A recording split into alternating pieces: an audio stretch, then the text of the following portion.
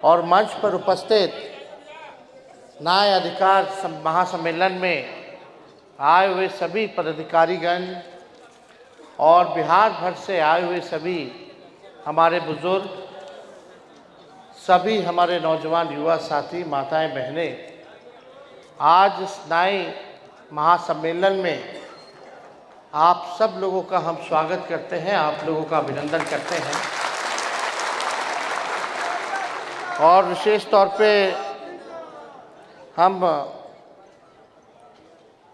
को आज यहाँ मुख्य अतिथि के तौर पर संजय ठाकुर जी ने निमंत्रण दिया पूरे न्याय समाज की तरफ से आज के कार्यक्रम के लिए, तो इसके भी हम आभारी हैं। और एक मौका मिला आप लोगों से संवाद करने का, तो आज आप लोगों के बीच पूर्व में वक्ताओं की बातों को हम सब लोगों ने सुना। हमारी पार्टी राष्ट्रीय जनता दल और हमारे राष्ट्रीय अध्यक्ष आई मंगनीलाल मंडल जी, प्रदेश अध्यक्ष जी,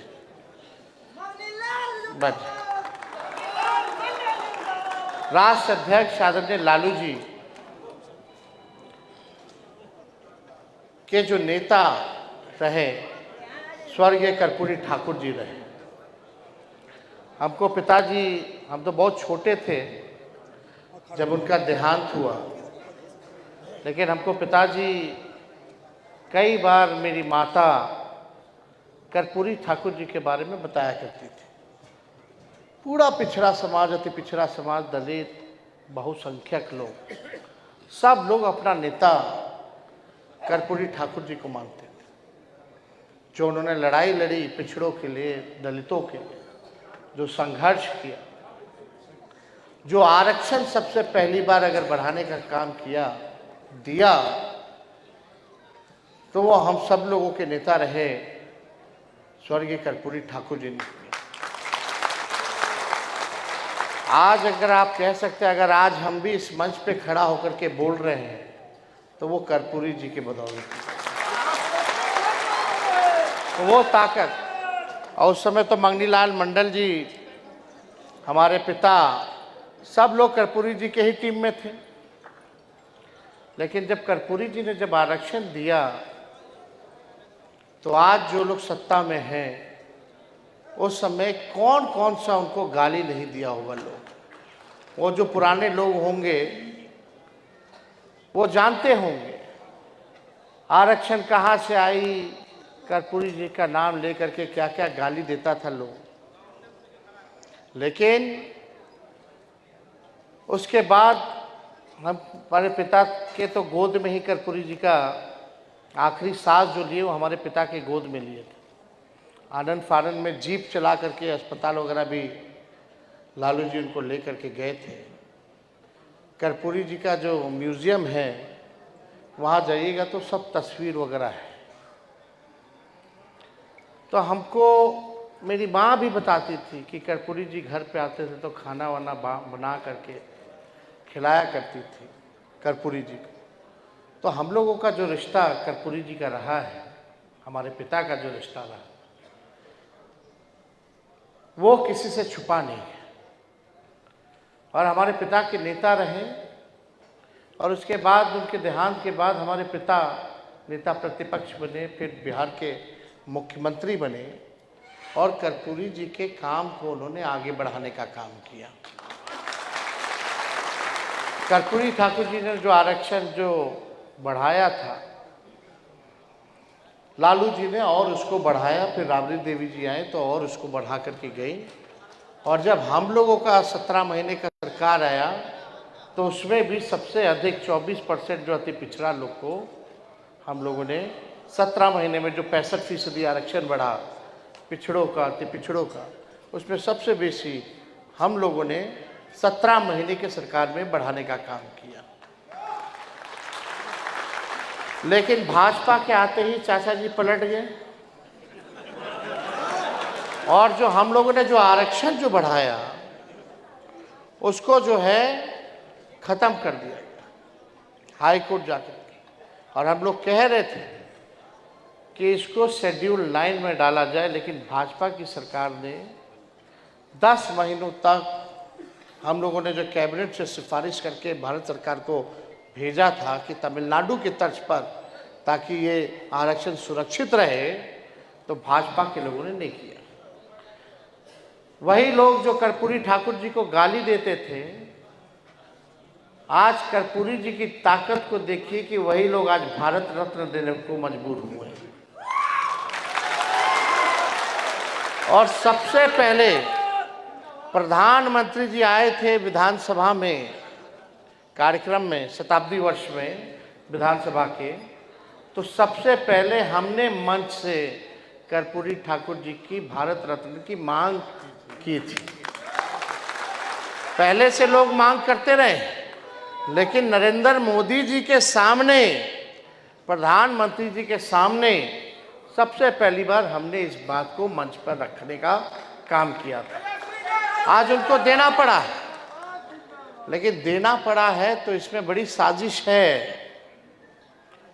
ये लोग चाहते नहीं, सब चीज तो प्राइवेटाइज कर दिया। जहां भी नौकरी मिलने की संभावना सरकारी थी, जो भी सरकारी संस्थाओं में थी, जब प्राइवेट हो गया तो आरक्षण वहां लागू होगा ही नहीं।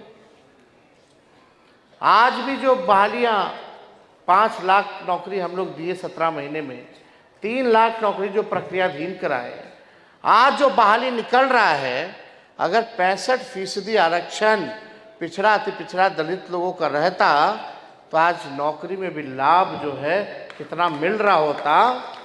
लेकिन आज लाखों में नौकरियों का नुकसान अगर हो रहा है तो पिछड़ा समाज को, अति पिछड़ा समाज को, दलित आदिवासी समाज को हो रहा है।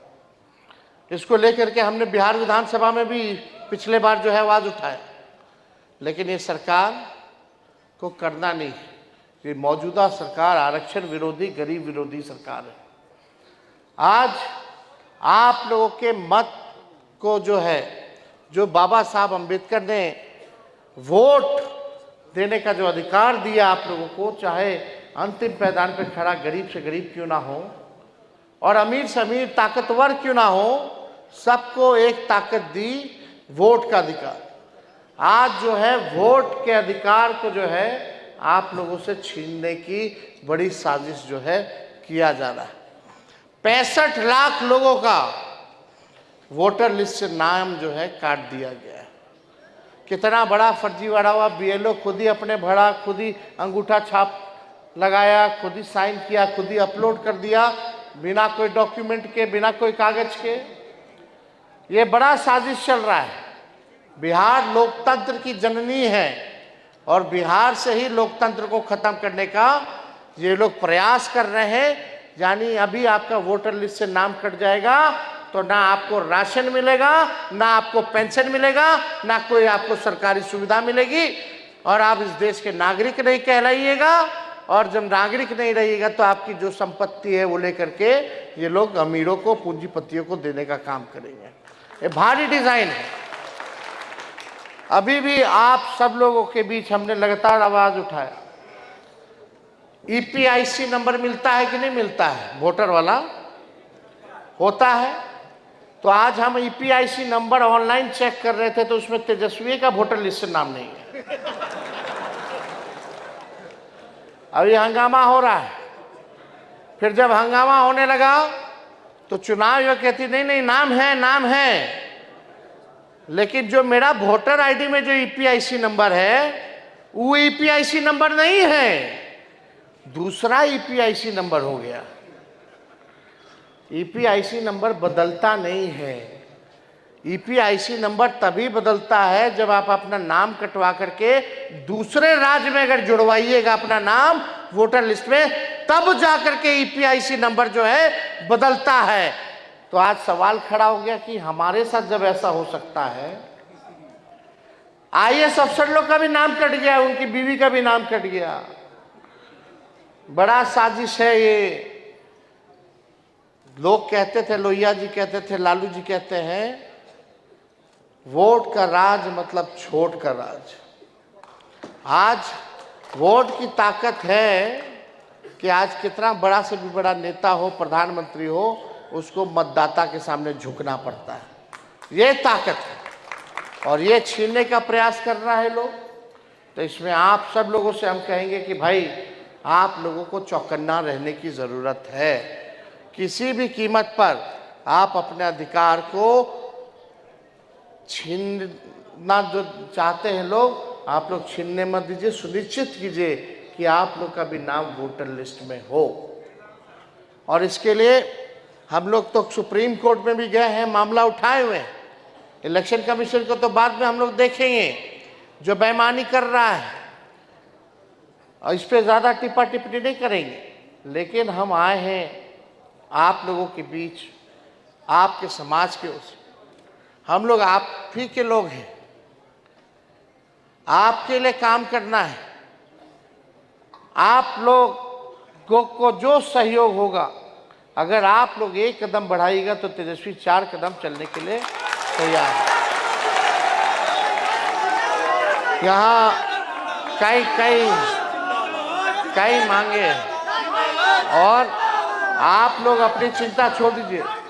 राजनीति में भागीदारी की जहाँ तक बात आएगी तो उसका टेंशन अब आप लोगों को लेने की जरूरत है। अब हम उस टेंशन को पूरा करने का काम करें। जितनी संख्या है उस अनुपात में आप लोगों को राजनीतिक भागीदारी जो है निश्चित जो है कराई जाए। और आगे देखिए, सुनिए, ये जो सरकार जो है हमारे चाचा का, अभी अचेत अवस्था में हम मान सम्मान करते हैं। अब तो रिमोट कंट्रोल है अमित शाह, नरेंद्र मोदी जी के पास। इनको तो कुछ बुझा ही नहीं रहा है अभी। जब बाद में बुझाएगा तो हम लोग को जब छोड़े हैं तो अफसोस ज़रूर करेंगे। तो ये बात तो है, बड़े हैं, बुजुर्ग हैं, उम्र का प्रभाव पड़ता है। हम इस पर कोई टिप्पा टिप्पणी नहीं करेंगे।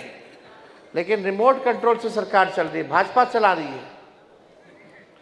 ये भाजपा के लोग जो हैं चला रहे हैं। ये अभी जो लोग भाजपा में हैं, लोग मजाक उड़ाता है लालू जी का, बोलता है कि लालू जी लौंडा नाच देखते थे। ये हम लोगों की संस्कृति रही है। भिखारी ठाकुर जी का अपमान कर रहे हैं लोग, और इसी संस्कृति को, सभ्यता को लालू जी ने गांव देहात में, पहले इंटरटेनमेंट में ये ना चलता था। और शेक्सपियर है तो भोजपुरी के, तो हाउस में जब सवाल पूछा गया तो सब लोग चुप हो गया। हम बोले देखो भिखारी ठाकुर जी को अपमान कर रहे हो। इतने बड़े व्यक्ति जिनका नाम देश दुनिया में जाना गया, और जो लोग बोल रहा है कि लालू जी लौंडा नाच देखते थे, तो पीछे बैठ के तलिया के मारता था। कौन लोग थे? तो खैर छोड़िए, सब लोग आप लोग तो जनबे ना करते हैं, किसी से कुछ छुपा है तो इस पे हम ज़्यादा टिप्पा टिप्पणी, भांडाफोड़ी लोग का नहीं करना चाहते। लेकिन ये सरकार जो है नकलची सरकार है। तेजस्वी बोला कि 1500 रुपया पेंशन बढ़ाएंगे तो बोलता है सरकारी 1100 हम कर देंगे। हाँ बोले 200 यूनिट फ्री में बिजली देंगे तो सरकार बोलता है 125 यूनिट फ्री में हम बिजली देंगे। हम बोले युवा आयोग बनाएंगे तो वो बोलता हम भी युवा आयोग बनाएंगे। हम बोले हैं माई बहन मान योजना लाएंगे, हर महीने गरीब महिला बहनों माताओं के खाते में 2500 रुपया प्रति माह डालेंगे। देखिएगा आने वाले समय में इसका भी नकल कर लेगा लोग। अपना इन लोगों के पास कुछ नहीं। हमने नौकरी दिया 5 लाख, 10 में बोलते थे, 20 में बोलते थे ना कि 10 लाख नौकरी देंगे, लेकिन 17 महीने उप मुख्यमंत्री होकर के 5 लाख नौकरी हम लोग दिए बिना पेपर लीक हुए। हम लोगों ने जो कहा वो किया, जाति आधारित गणना कराई, आरक्षण बढ़ाया, IT policy, tourism policy, sports policy बनाया, 50,000 करोड़ का निवेश एमओयू साइन कराने का काम किए, 700 डॉक्टर को बर्खास्त किए एक साथ जो बेईमान थे, जो आते नहीं थे अस्पताल, रंगाई पोताई सब काम हम लोग शुरू करवाए हुए थे। 200 दवा जहां मुफ्त मिलता था उसको 600 हम करने का काम किए, 600 दवा। तो काम तो जो हुआ हम लोगों ने 17 महीने में किया। तेजस्वी की उम्र भले ही कच्ची हो सकती है लेकिन जुबान पक्की है। और यहाँ मोदी जी को देख लीजिए, बोलते रहा कि चीनी मिल चालू कराएंगे। अब तक 11 साल हो गया प्रधानमंत्री हुए, एक को चीनी मिल नहीं चालू करा पाए। लेकिन तेजस्वी 17 महीने उप मुख्यमंत्री था तो रीगा सीतामढ़ी का चीनी मिल चालू कराने का काम किया। हम लोग तो काम कर रहे हैं और हम लोग नए सोच के नया बिहार बनाना है। अब कितना दिन तक जो है 20 साल से इन लोगों को मौका दीजिए, अब कितना दीजिएगा? जब बदलाव का समय है, खेत में भी अगर एक ब्रांड का बीज रोपिएगा खेत में 20 साल तक तो बंजर हो जाएगा, फसल भी अच्छी नहीं आएगी। अब समय है खेत में नए ब्रांड का बीज रोपने का, ताकि फसल भी अच्छा हो और आने वाले नस्लों का भविष्य भी बेहतर हो। खटारा सरकार है, गोली चल रहा है, रेप हो रहा है, भ्रष्टाचार हो रहा है, थाना ब्लॉक चले जाइए, बिना घूस दिए हुए कोई काम हो रहा तो बता दीजिए। लोग पलायन कर रहा है, सबसे ज्यादा गरीब बिहार पूरे देश में, सबसे ज्यादा बेरोजगारी बिहार में, सबसे ज्यादा पलायन यहाँ, शिक्षा चिकित्सा के मामले में सबसे फिसड्डी। आप देखिएगा ना कारखाना खुला, ना चीनी मिल खुला, ना इंडस्ट्री आया, ना आईटी की व्यवस्था कराई गई। अभी भी पढ़ाई के लिए लोग बाहर जा रहे हैं, अभी भी दवाई के लिए लोग बाहर जा रहे हैं और कमाई के लिए लोग बाहर जा रहे हैं। कोई आप लोगों के लिए 20 साल तक इन लोगों ने व्यवस्था नहीं कराई। हम बस चाहते हैं कि हमको सबको साथ लेके चलना है, 14 करोड़ बिहारियों को साथ लेकर के चलना है। और मेरा मानना है जब तक गरीबी नहीं हटेगी, जब तक बेरोजगारी नहीं हटेगी, तब तक गरीबी नहीं हटेगी। रोजगार मिलेगा, लोग आत्मनिर्भर रहेंगे। हम लोगों ने सरकारी नौकरी तो दिया, रोजगार के भी कई अवसर हम लोग दिलाने का काम करें ताकि लोगों को बाहर ना जाना पड़े। एक अलग से सिटी बना दिया जाएगा पढ़ाई लिखाई के लिए, ताकि पूरा लोग को कोटा ना भेजना पड़े, बाहर ना भेजना पड़े। ऐसी व्यवस्था हम लोग कराएंगे। अब ज़्यादा हम बोल दिए, इतना ही लोग नकल कर लिया मेरा, क्या बोले जब नोटिफिकेशन हो जाएगा तब हम बताएंगे हम क्या करेंगे। अभी हम 2-3% नहीं बोले, अभी अच्छा परमाणु बम सब रखा हुआ है, लेकिन अभी बोल देंगे तो फिर ये लोग फिर नकल कर लेगा, बोलेगा कि देखो हम ना किए, तो रस्तवा क्या दिखा रहा है। और जब हम बोले थे कि सरकार को नाक रगड़वा करके भी ये काम करवाना पड़ेगा तो तेजस्वी करवाएगा, आज उस सरकार को काम करना पड़ रहा है जो तेजस्वी कह रहा है। तो हम लोग कई मांगे आप लोगों की है, केस कला बोर्ड का गठन हो। अभी हम बोल देते हैं कि भाई हम आएंगे तो निश्चित रूप से ही होगा।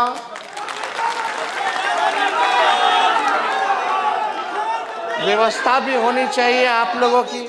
राजनीति में प्रतिनिधित्व की बात आई तो मेरा अब वो जिम्मेवारी है कि आपके समाज को कैसे जगह मिले, कैसे मौका मिले, यह मेरी जिम्मेवारी है। दूसरा, जो औजार वगैरह जो लगता है, हम लोग सोचेंगे कि एक मुफ्त जो है आप लोगों को औजार भी, जिसको कैंची चाहिए, कंघी चाहिए, जो भी औजार लगता है उसमें, अस्तूरा चाहिए, सब जो है हम लोग एक बार जो है दिलाने का काम करें।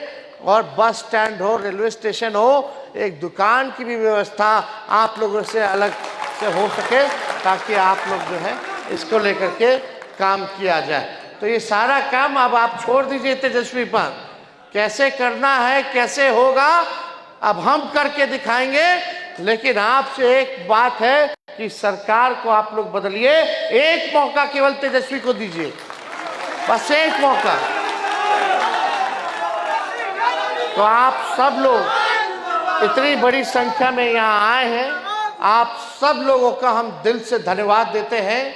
और संजय ठाकुर जी को भी धन्यवाद देते हैं कि भाई बहुत मेहनत करके इस कार्यक्रम को जो है सफल बनाने का काम किया है। और यहाँ आए हुए सभी लोगों को अभिनंदन करते हैं और अपनी बात को यहीं समाप्त करते हैं। कर्पूरी ठाकुर अमर रहे, भिखारी ठाकुर अमर रहे। जय हिंद, जय बिहार। निकल रहे हैं हम।